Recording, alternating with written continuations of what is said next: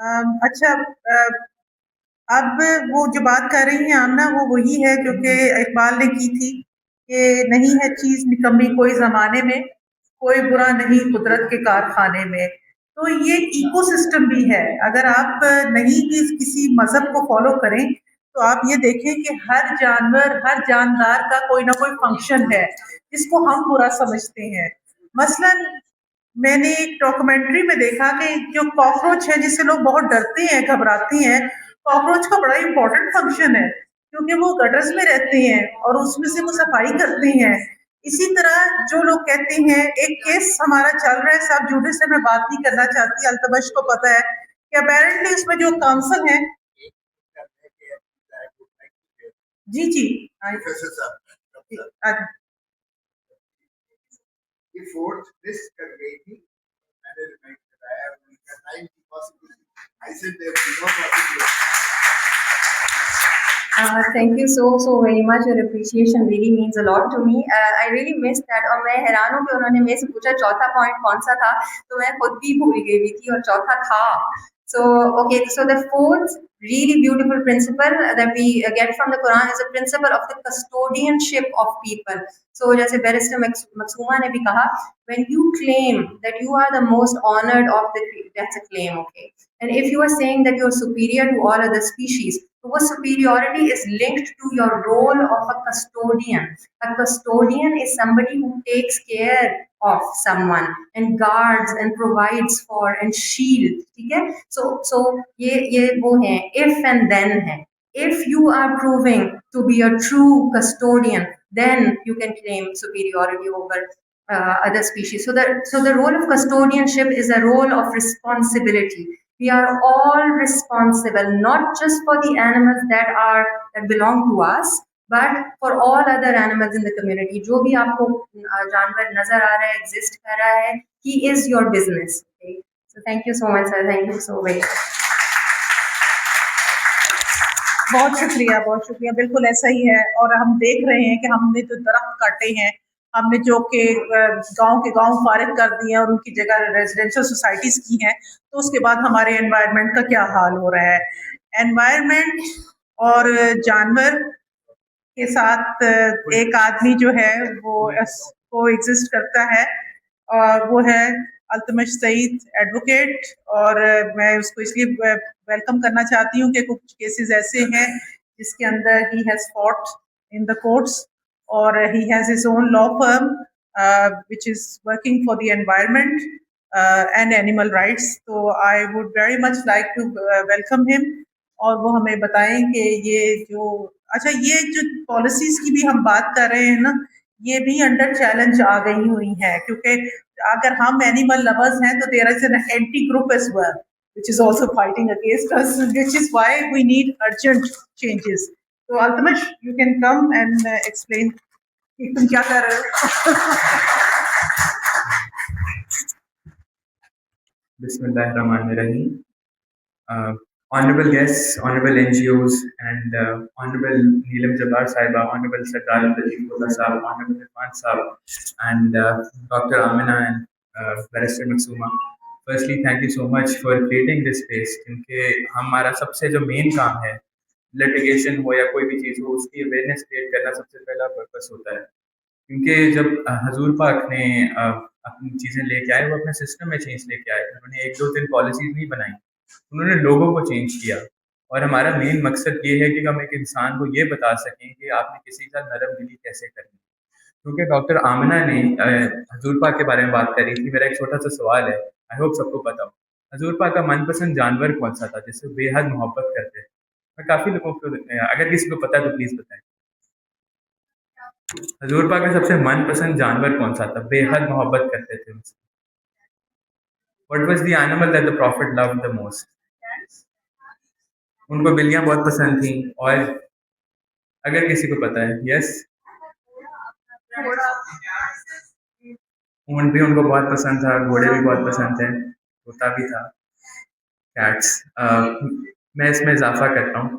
पहली बात, कुरान में ये चीज़ लिखी है कि हजूर पाक जो है रहम दिली के जो है मुजस्मा है, वो सबके लिए आए थे। उसमें लिखा है, इंसानों का लिखा है, जानवरों का लिखा है, जिन्नात का लिखा है और एक और लाइन लिखी है, एंड ऑल दैट एग्जिस्ट्स, क्योंकि कुछ चीज़ें जो अल्लाह को पता है हमें नहीं पता।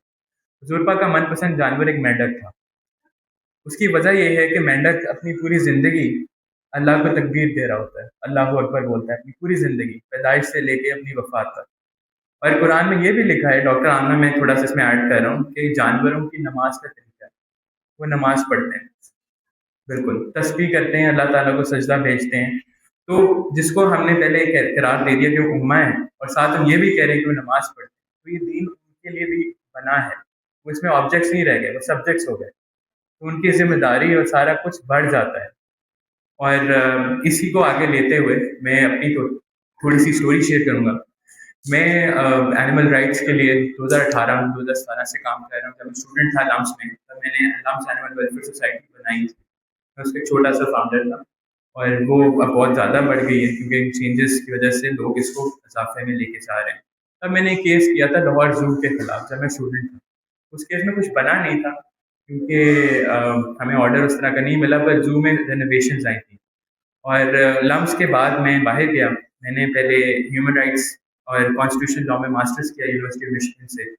उसके बाद मैंने एनिमल लॉ में मास्टर्स किया, और मैं पाकिस्तान में पहला बंदा हूँ जिसको वो स्कॉलरशिप मिली। उसके बाद मैंने एनवायरनमेंट लॉ में भी मास्टर्स कर लिया।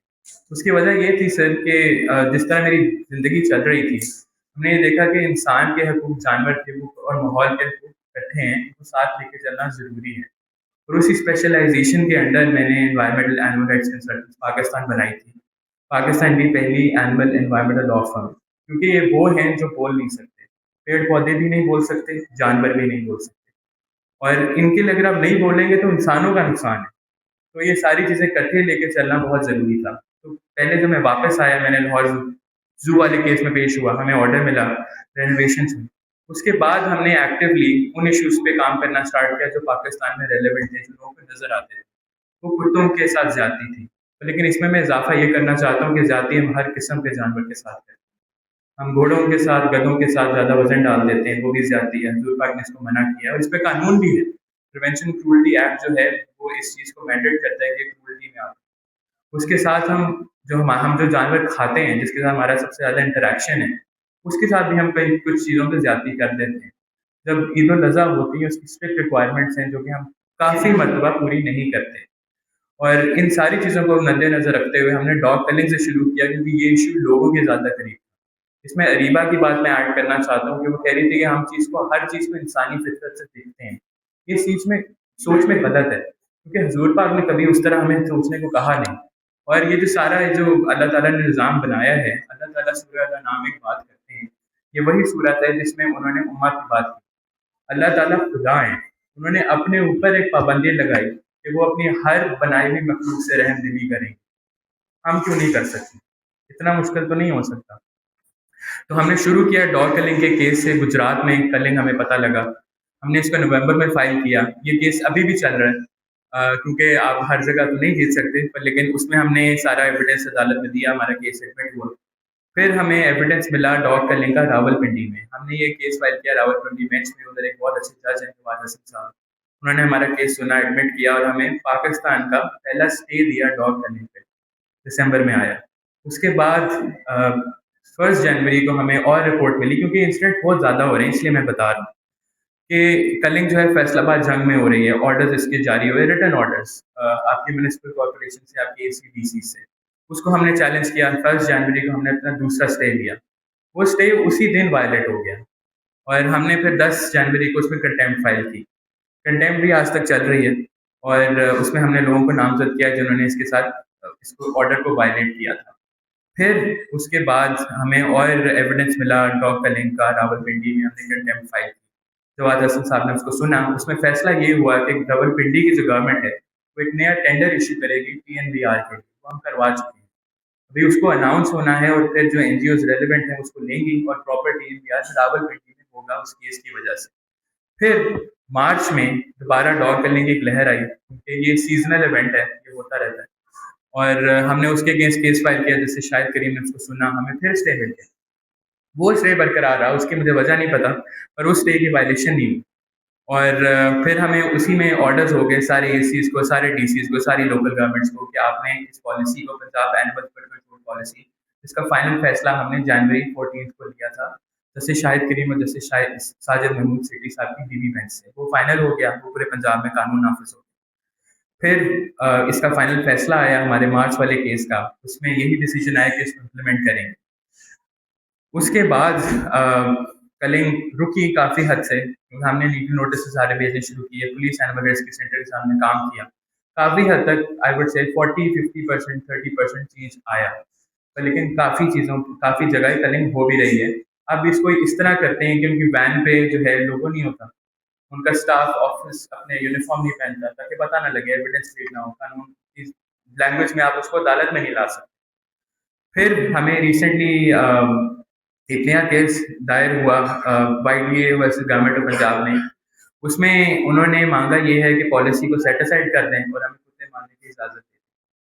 इसको हम मैडम मकसूमा और मैं इकट्ठे ही फाइट कर रहे हैं, और इंशाल्लाह हम उम्मीद करते हैं, सिविल सोसाइटी हमें सपोर्ट किया है, कुछ NGO उसमें पार्टी भी हैं, और इसकी नेक्स्ट डेट 10 फरवरी है। वी आर ट्राइंग कि हम इसको सही डायरेक्शन में लेके जाएं, क्योंकि उस केस में एक चीज़ अच्छी है, वो ये है कि मसला पॉलिसी में नहीं था, मसला था पॉलिसी कभी इम्प्लीमेंट ही नहीं हुई, जिसकी वजह से रेबीज के इश्यूज हुए। क्योंकि ये सिर्फ जानवरों का इशू नहीं है, ये इंसानों का भी इशू है, हम इसको फ्रेम इस तरह करना हमारे लिए ज़रूरी है।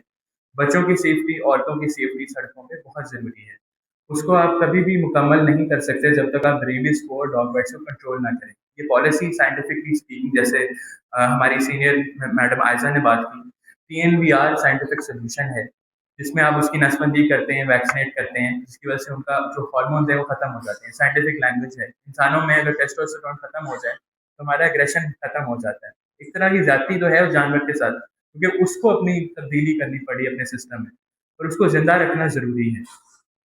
वो केस चल रहा है और हम इसको इकट्ठे फाइट कर रहे हैं। इसके साथ साथ कुछ और चीज़ें जो हम कर रहे हैं जो ज़रूरी है बताना, वो ये है कि हम वाइल्ड एनिमल्स के लिए हमने केसेस किए हैं, लाहौर हाई कोर्ट में चल रहे हैं, जिसमें हम उनकी प्राइवेट कैप्टिविटी की रेगुलेशन को चैलेंज कर रहे हैं, क्योंकि बहुत छोटे छोटे स्पेसेस में उनको रखा जाता है।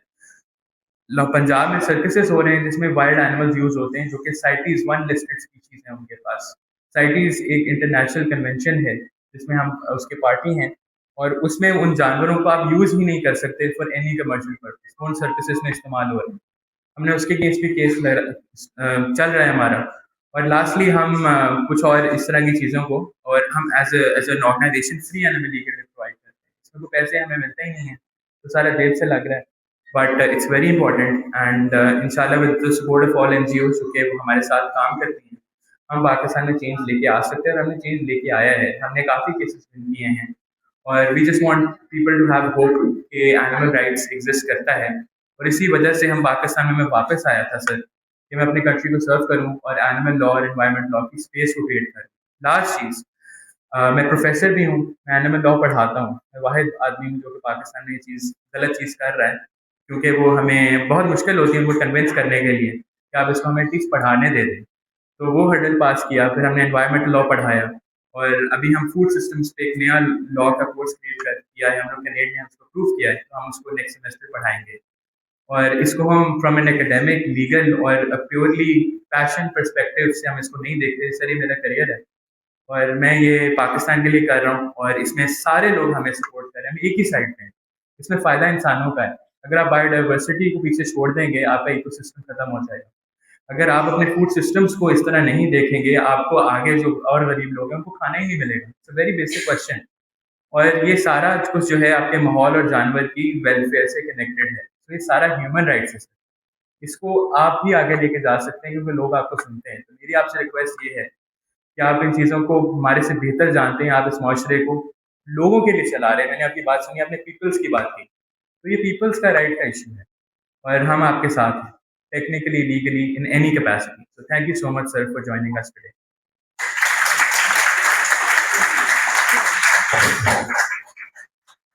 अब इससे पहले कि हम अपने चीफ स्पीकर को और मैडम प्रेसिडेंट को दावत दें, मेरे साथ मेरे बहुत ही अच्छे भाई हैं, एडवोकेट सुप्रीम कोर्ट हैं, और हर तरह से ये attorney general, farmer attorney general, क्या कहते हैं, additional attorney law officer attorney general के में रहे हैं।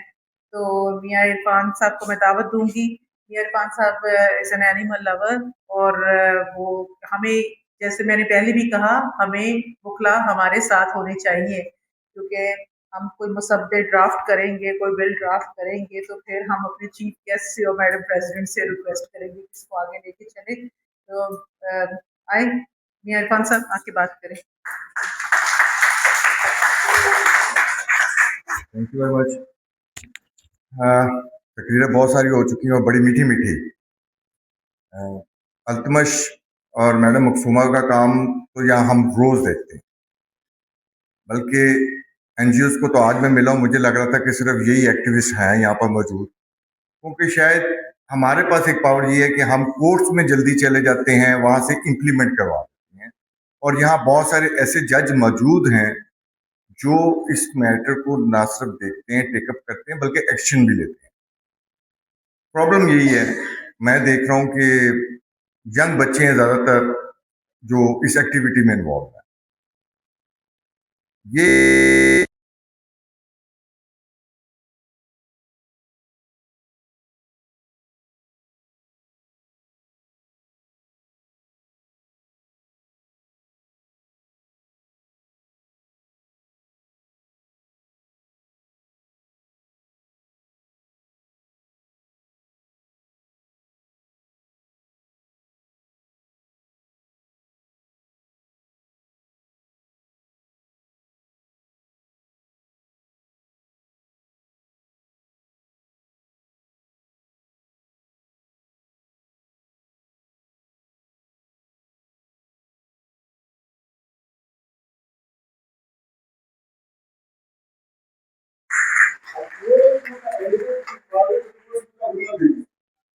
ये सोच जिसे हम डेवलप करते हैं ना लोगों में कि हमें क्रूरल्टी के खिलाफ चलना है, either it's for the animals और फॉर द पीपल। और दूसरी एक खूबसूरत बात जो यहाँ की गई कि ये एक इकोसिस्टम है, मैं भी काम करता हूँ, ये सब भी पेश होते हैं, इन्वायरमेंट पे बहुत काम करें हमारे एक, बल्कि मैं यहाँ बैठे लोगों को बता दूं, एक बड़ा पॉपुलर केस चल रहा है, हारून फारूक केस, जस्टिस शाहिद करीम साहब के पास। उस केस को हम कहते हैं अमृत धारा। हमें किसी जानवर के खिलाफ कोई ज्यादती नजर आ रही हो, हमें वाटर कंजर्वेशन में प्रॉब्लम नजर आ रही हो, हमें कोई दरख्त कटता नजर आ रहा हो, हम आराम से उस केस में एक सीएम डालते हैं और जज साहब उस पर पूरा एक्शन लेते हैं।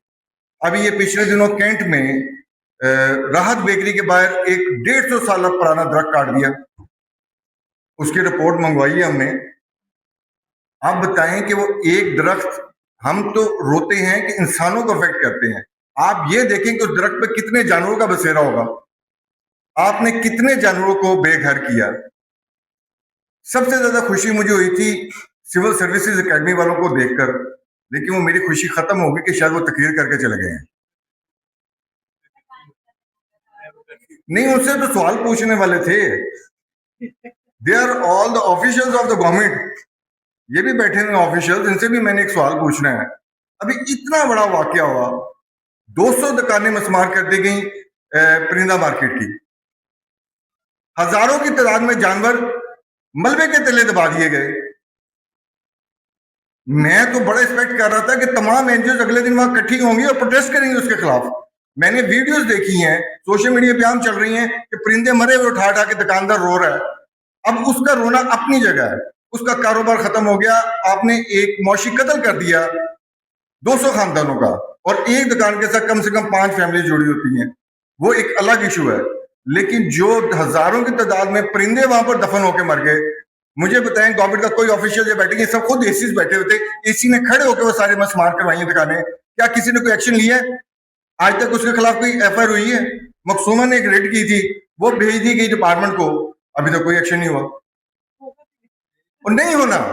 मैं यही चाहता हूं, आप लोग यंग लोग हैं, हमारे मुल्क में जब तक किसी को चुटकी ना काटो तब तक आवाज नहीं सुनता। अच्छा, ये हमें एक बात सॉरी ऐड करूं कि हमने कोशिश की कि हम एफआईआर कटवा सकें अगले दिन, और हमने एप्लीकेशन लेके गए, वही भाटी, क्योंकि भाटी का इलाका था, कोई हमारी एप्लीकेशन हाथ नहीं लगा रहा था और ना लगाई है नहीं। वो हाथ क्यों लगाएगा, वो तो सुपरवाइज कर रहे थे वहां पर मौके पे, नहीं कर रहा है। They are supervising all the issue, ACCT was over there.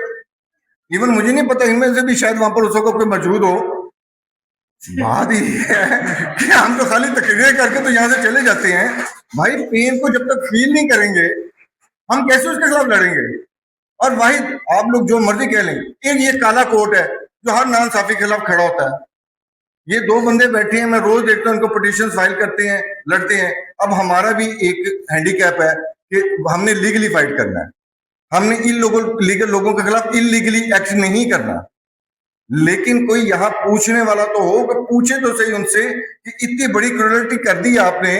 भाई कोई एक बंदा नहीं था एडमिनिस्ट्रेशन में, कोई ये अब इनके सिविल सर्विस वाले के तमाम असिस्टेंट कमिश्नर्स बैठे थे, किसी एक के दिल में ये खौफ नहीं आया। अगर इंसान की बदुआ लगती है तो उनकी भी लगती है।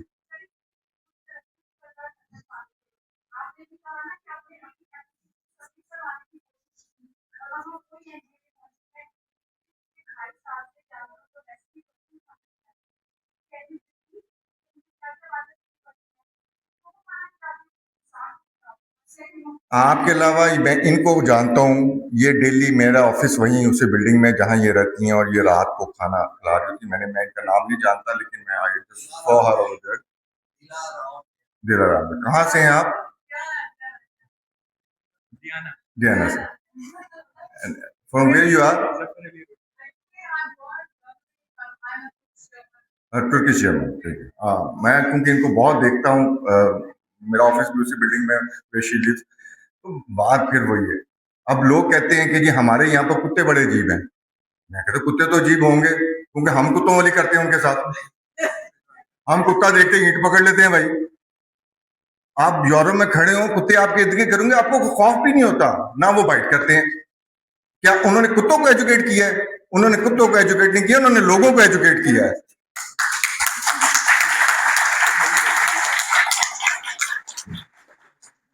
अब मेरी आप सब लोगों से ये रिक्वेस्ट है, ज्यादातर खवातीन बैठी हैं, माएँ हैं या कल को माएँ बनना है, घर से शुरू करें। मैं तो इस बात से भी बहुत परेशान हूं कि घर में हम वो एजुकेशन क्यों नहीं देते। हम क्यों अपने बच्चों को नहीं कहते कि परिंदों से प्यार करो, माहौल को साफ रखो। लैंड क्रूजर में जा रहे होते हैं, फैमिली इतनी पोस्ट फैमिली लेविश किस्म के ड्रेसेस पहने होते हैं, खाना खा के तो बाहर डब्बा फेंक देते हैं। क्या उसका बाप या माँ मना नहीं कहते कि बेटा ये तुमने बाहर नहीं फेंकना, ये तुम्हारा मुल्क है, तुमने इसको साफ रखना है। हम अपने घर का सारा कूड़ा साफ करके बाहर फेंक देते हैं। ये सब एजुकेशन आपके घर से शुरू होनी है, आपकी बच्चों से शुरू होनी है। इसलिए सब यहाँ मौजूद जितनी भी एनजीओ हैं, उन सब से रिक्वेस्ट है कि वो एजुकेट करना शुरू करें। कुत्तों की रखवाली तब भी होगी जब आप लोगों को पहले एजुकेट करेंगे, उनका मजाज ऐसा बनाएंगे और लोगों के दिल में पहले इंसानी हमदर्दी डालें, जानवरों की हमदर्दी खुद ब खुद आ जाए। अब तो एक्सीडेंट हुआ होता है, लहू लहान बंदा पड़ा होता है और लोग अपना मोबाइल उठा के तो कैमरे से वीडियो बना रहे होते हैं। यार how come they do it. बंदे को उस वक्त तो वैसे ही होश उड़ जाने चाहिए कि यार मैं इसको बचाऊं, उसको नहीं बचाएंगे, उसको बल्कि कोशिश करेंगे ज्यादा चीखें मारे और मैं अपनी वीडियो वायरल कर दूं। तो ये मजाज क्यों है? क्यों हम ऐसे क्रूरल्टी की तरफ चले जा रहे हैं, बेहिस होते जा रहे हैं? इसको तब्दील करना बहुत जरूरी है। खुदारा पहले इसको तब्दील करें। और गवर्नमेंट ऑफिशियल से परिंदे जिस तरह वो मरे हुए, मुझे बड़ा दुख है उस एक अक्रेंस का, मुझे बहुत ज्यादा दुख है। आपके अपने किसी बच्चे को चोट भी लग जाए ना तो दिल हिल जाता है।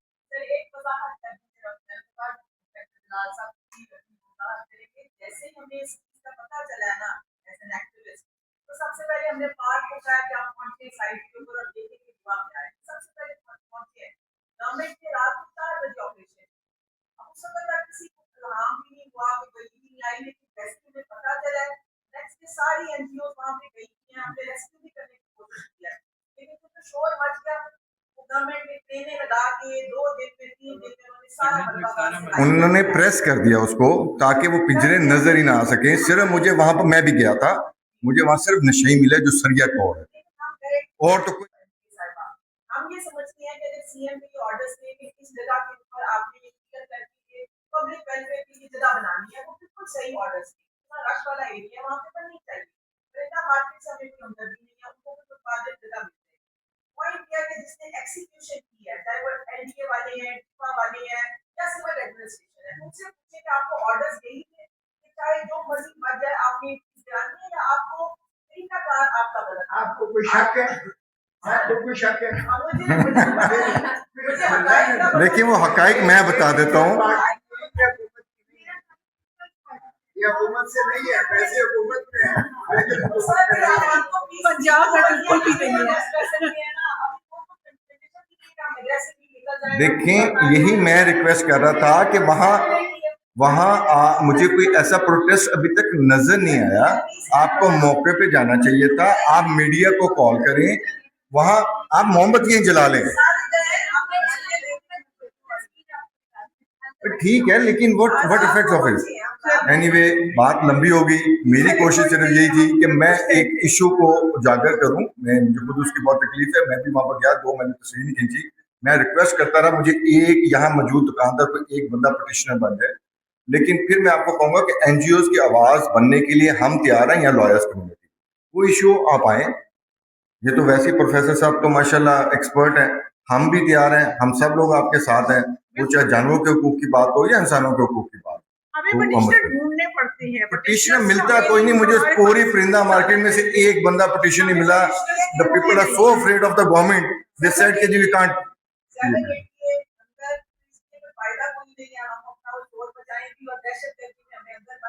नहीं, इस पे तो नहीं करेंगे कि आप पटिशनर हैं।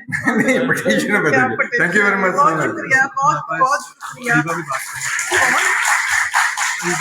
मेरे नजरिए में जायज है वो है कि अगर आपको जरूरत हो खाने की, कोई आपको जरूरत है तो आप शिकार करें, लेकिन ये कि आप गए पीछे, आपने कुत्ते भगाए, आपने एंटरटेनमेंट की, फिर आपने दिखाई तस्वीरें फेसबुक पे लगाई। मेरे पास एक बंदा था जो, अब तो मैंने उसको ब्लॉक कर दिया है, कि वो मुर्गाबियों की तस्वीरें लेके खड़ा हुआ है। कोई शख्स मुझे बता रहा है कि मैंने एक मुर्गाबी मारी तो दूसरी जो थी उसकी जो स्पाउस था वो तड़प रहा था। मैं हैरान हूँ कि उस शख्स को ख्याल नहीं आता। और मेरा ख्याल है कि ये जो लेजिस्लेचर के लोग हैं उनको ये भी देखना चाहिए कि ये जो एज ए स्पोर्ट है, ये हंटिंग का, ये मारखोर जो है हम लाते हैं, अमेरिका से लाते हैं और वो करोड़ों रुपए हमारी हुकूमत को देते हैं और फिर वो उसका शिकार करते हैं। तो ये क्या है? ये क्योंकि हम उसको जानदार नहीं ना समझते, हम उसको ऑब्जेक्ट समझते हैं जिसको हम सेल भी कर सकते हैं। जानवर बीमार होता है तो हम उसको घर से बाहर निकाल देते हैं या उसको सेल कर देते हैं। तो ये तो है। बहरहाल टाइम कम है, सबसे सब जी क्विकली करते क्योंकि टाइम हमारे पास बहुत कम है। माय नेम इज फिल्जा सलाम Bhatt, I am advocate Lahore high court. मैं ये कहना चाहूँगी कि अभी कुछ बातें हुई जिनमें से एक बात ये थी कि हम रिट पिटीशन या कोई भी पिटीशन फाइल करते हैं उसके लिए हमें पिटीशनर्स की जरूरत होती है, कोई पिटीशनर नहीं बनता। जैसे एग्जांपल दी कि वो परिंदा मार्केट को सारा एवॉल्व कर लिया, डिमोलिश, कोई आया नहीं। मैंने पर्सनली रिट पिटीशन एक फाइल की और वो जस्टिस शाहिद करीम की कोर्ट से डिसमिस हो गई। उसमें मेरे जो क्लाइंट थे उनके डॉग्स ब्रूटली उनके साथ बिहेवियर हो रहा था, किलिंग हो रही थी, लाइव उनके हेड बुलेट्स लग रही थी और इतनी ब्रूटल स्टोरीज हैं कि मैं आपको मेरे पास पूरी फाइल है। अब वो डिसमिस हो गई है सिंपली। अब मुझे तो किसी रिनाउंड नेम जैसे खोसा साहब, सीरत हुसैन नकवी साहब, इस तरह के बड़े सुप्रीम कोर्ट के लॉयर्स जिनको दुनिया जानती है, मुझे इनकी प्रोटेक्शन और चाहिए सुपरविजन, इनकी कस्टडी इन लोगों की से है, इन्हें दुनिया सुनती है। हम लोग न्यू कमर्स हैं, हमारी वो से उस तरह से नहीं होती। तो ये अगर मेरे साथ वॉइस अपनी रेस करेंगे तो मेरे लिए और इजी हो जाएगा बाकी सारे यंग लॉयर्स के लिए। नंबर 2 पॉइंट, देखिए मैडम ने भी बात की कि हम एनिमल्स की लड़ाई करवाते हैं। ज़माने जाहिलियत की बातें हुआ करती थी, मुर्गों की लड़ाइयाँ और ऊँटों की लड़ाइयाँ और कैमल्स की, इतनी बैड एक हमारी कस्टम है, इसको कंडेम करें। नंबर 3 पॉइंट कि मॉल रोड पे वॉक अरेंज करें एवरी थर्सडे या वंस अ मंथ। हम लोगों को चाहिए कि एक अपना ग्रुप बनाएं व्हाट्सएप, हम ये अरेंज करें एनिमल्स के राइट्स के लिए, इवन ह्यूमन बीइंग के राइट्स के लिए भी। ये मेरा नंबर 3 पॉइंट था। और नंबर 4 ये कि इकोसिस्टम में हर चीज की अपनी इंपॉर्टेंस है। वल्चर्स है ना, वो जो वल्चर्स होते हैं, वो जो गिद्धे, वो भी इम्पोर्टेंट होती हैं। वो सारा स्क्रीनिंग करती हैं आपकी। जैसे मैडम ने कहा कि वो फ्रॉग्स और ये कॉकरोचेस भी आपके सैनिटरी में बहुत इंपॉर्टेंट है। अगर आप लिजर्ड्स को मारते हैं इकोसिस्टम